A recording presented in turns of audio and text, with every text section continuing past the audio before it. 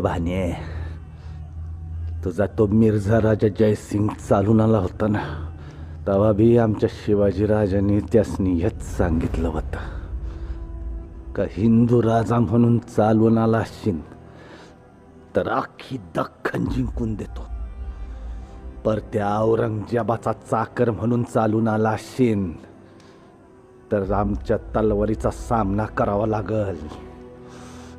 तो भी चाकरीच कराया आला होता आणि तो भी